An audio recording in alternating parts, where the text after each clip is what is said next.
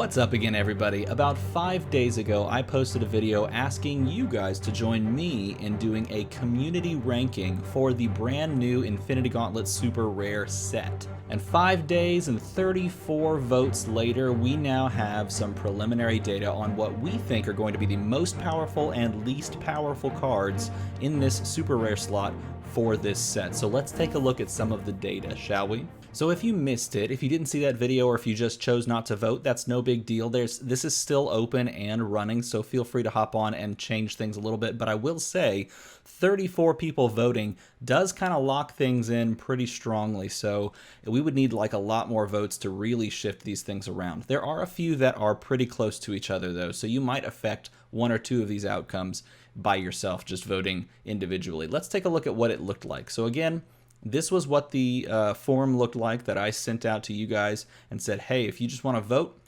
feel free to pop on here. You're literally just going to look at the card and you're going to pick whether you think this card is like the best card, a 1, if you will, or if you think it's the worst card in the super rare slot for this set. And you're going to do that for every card. So you do that for Black Widow, you would do that for Bullseye, you do that for Captain Marvel, so on and so forth, okay? So this is what the results on my end look like, and this is what I took and then averaged out to see what all of the results ended up being, if you will, the hierarchy of cards. So we could look at all 34 individual responses, but I don't think that's a good idea. So let's just look at the summaries. We could even do it by question, which is kind of cool.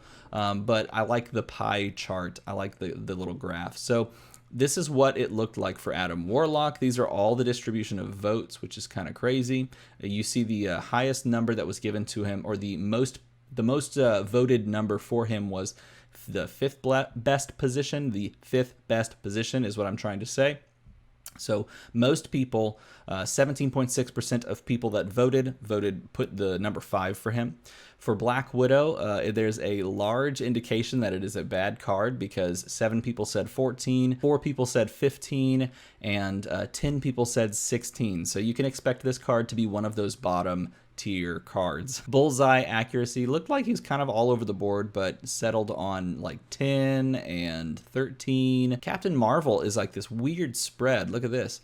There are 5 people that said 10.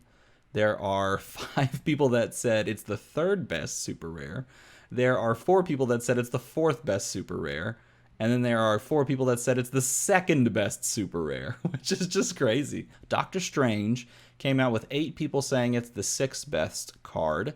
Gamora Requiem is widely considered to be the 10th best card by 8 people. Hulk looks like he's like this weird split between 7th best, 8th best, 12th, and 14th ranked card. Remember, there are only 16, so that's like all over the place.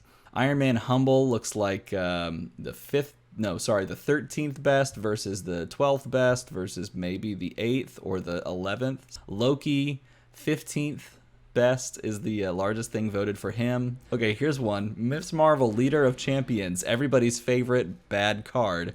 32% of people voted it was the 16th. 32.4% voted this was the worst super rare in the set. Then we get to She-Hulk. There are some people that were talking recently about this card not being great, and I can see where they're coming from.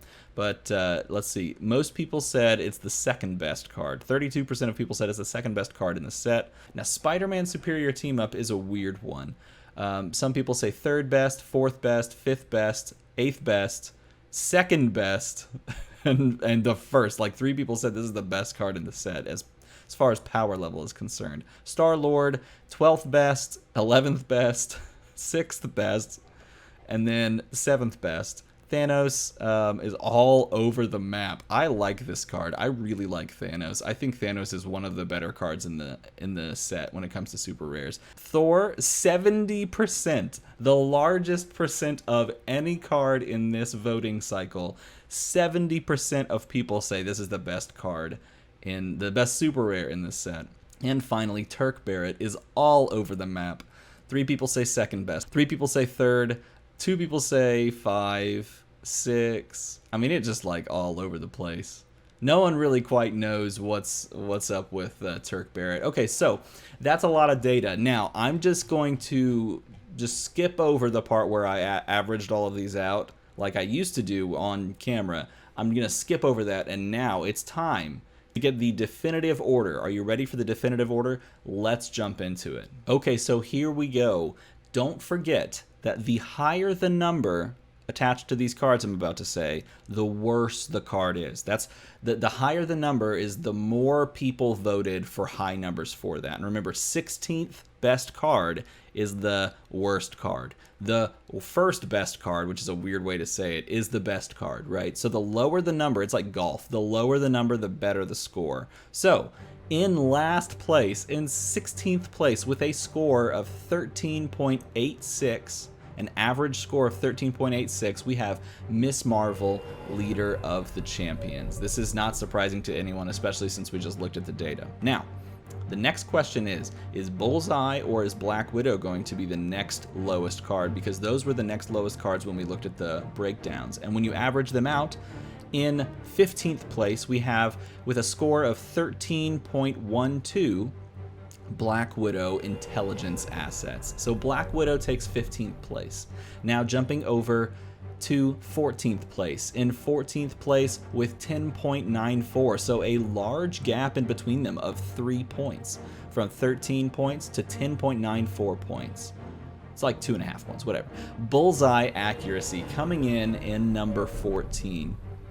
In 13th place, we have, with 10.62 points, Iron Man Humble. Iron Man Humble comes in at that 13th place. And then we kind of jump a little bit in hierarchy. These next ones are in the sub 10-point range. So the next vote has 9.91 points. This is 12th place, and in 12th place we have Loki Hero, which is an interesting ability that we should keep our eye on, though he is expensive. In 11th place with 9.76 points, so literally like 0.15, 0.17, something like that, difference between Loki and this card, we have Gamora Requiem at 9.76 again. That's 11th place.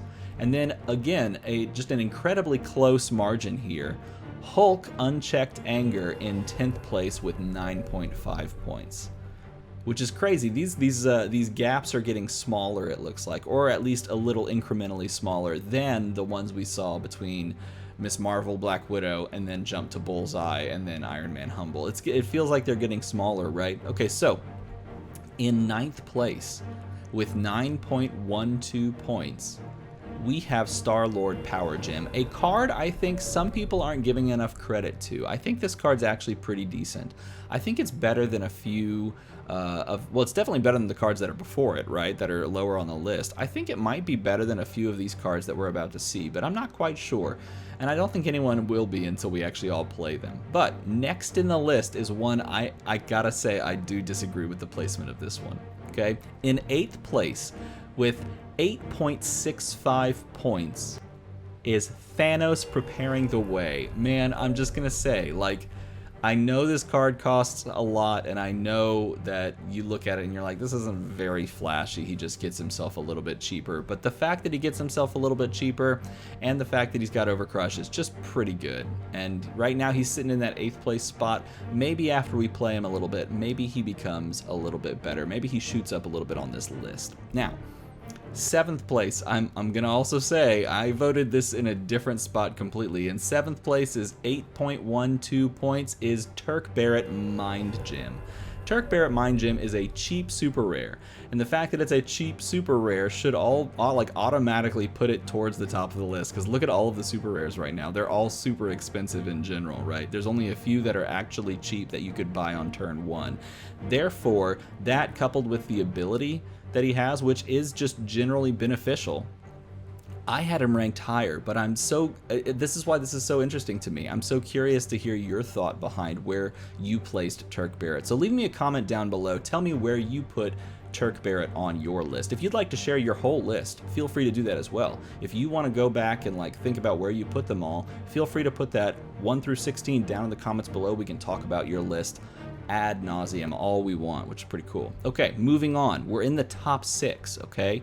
Top 6. So in 6th place, we're now down to 7.32 points. So there was a pretty big jump between 7th place at Turk Barrett and 6th place. 7.32 points is Adam Warlock, leader of the Infinity Watch. Like an almost 1 point jump up. This is maybe where we consider one of those like tier shifts. Maybe the cards previous to this were in a lower tier, and now we've jumped up a little bit and gone up into a higher tier. Maybe this is the B tier, I don't know.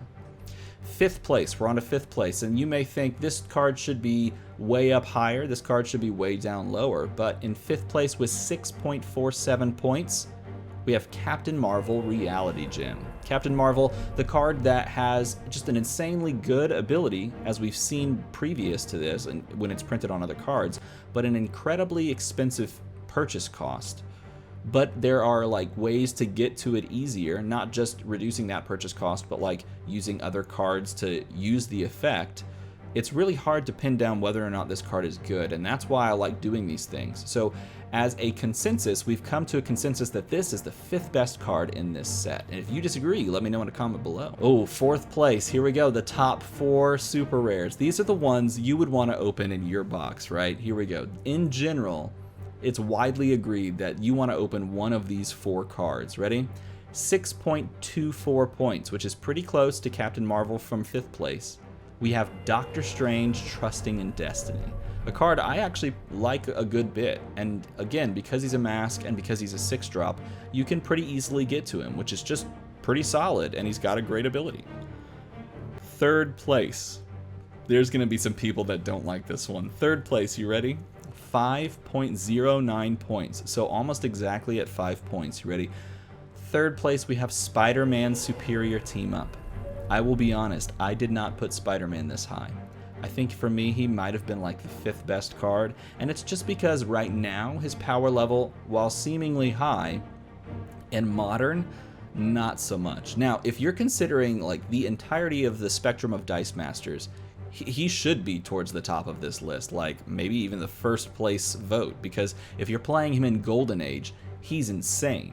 But in Modern Age, in Draft, not nearly the power level as he has in Golden Age. So for me, that's why I put him lower on the list. But let me know what you think at 3rd place. Now, down to the last 2. I don't think these are going to surprise anybody, the last 2. Now, you may disagree on their like positioning, but these are sort of the front runner 2 cards that I think we've all sort of agreed are the 2 best super rares, and it shows in the numbers, because in 2nd place at 4.29 points, we have She-Hulk Astral Planar, which is a solid card with a solid ability. If you can get that 6-drop, which you might even be able to do in draft with a few draft pieces that you can find in set that reduce cost by KOing characters, if you can get to that and you roll the Energize, you just give something Overcrush. And there's a ton of well-statted, like just all across the board characters in this set, and just tons of well-statted characters that can benefit from Overcrush out of set. So there's a lot of utility for a card like this. And worst comes to worst, you play her as an 8/8 on top, or whatever she is on top, right? And finally, everybody kind of assumed this one. Look, like 75% of people voted this card as number 1. It's Thor, Jormungandr Sphere, with 2.41 points, which is the lowest score that was posted by any card, obviously putting it in 1st place. It is very clear that this card is insane, and if you can get to this 6-drop, in a constructed game, you just go and buy him, then he becomes a very solid, easy win condition. This is what a 6-drop should be, is something that's just powerful, wins you the game, or something that just powerful, controls your opponent in a hard way to deal with. Something powerful that ramps you in a way that no other card can at a lower purchase cost. That makes a ton of sense. Why else would you spring for a 6-drop if not for one of those reasons? And that's what we see on Thor, Jormungandr Sphere, and that is why it is the best card, super rare card, in this set, as voted by the community. Now, that's for right now, before the set releases next week, but in about a month's time, I'm going to post another one of these, and it's going to be the exact same test, the exact same cards, and we're going to see how much we differ from this ranking in compared to the future ranking. So in about a month, look for another video very similar to this one, where we are going to go through the cards and rank them again after having played with them. I'm curious to see how these things will shake out after that point.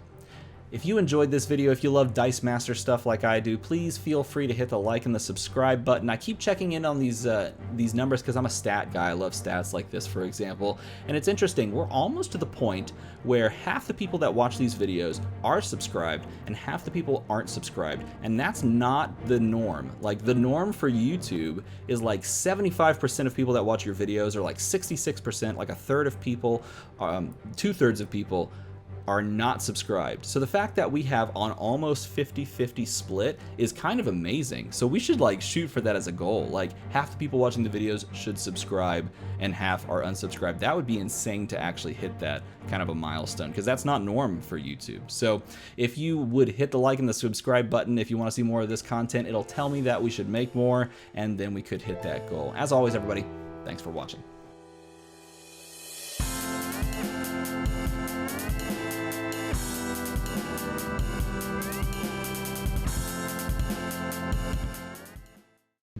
What